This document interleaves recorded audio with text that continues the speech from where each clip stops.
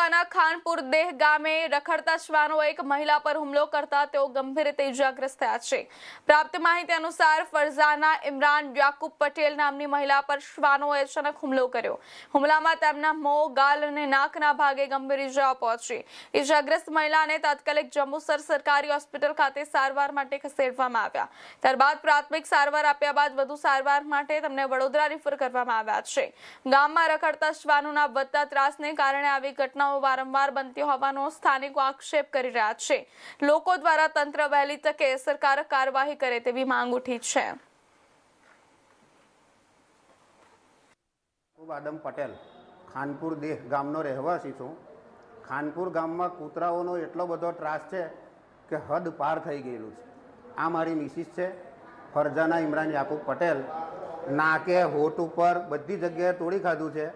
તાત્કાલિક મારે બરોડા લઈ જવા હું મજબૂર બન્યો છું।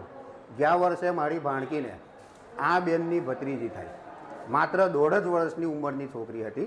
15થી 20 કૂતરાઓ લાગી ગયા હતા। લગભગ અહીંયાથી કૂતરાઓએ પકડી અને ફાડતા ફાડતા 20-30 ફૂટ દૂર સુધી લઈ ગયેલા।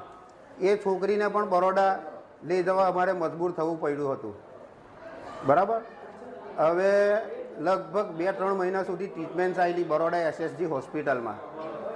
અત્યારે એ છોકરી બધી જગ્યાએ 7 થી 8 જગ્યાએ તોડી ખાધેલું છે। એ બધી જગ્યાએ હજુ આજે પણ એની નિશાની છે।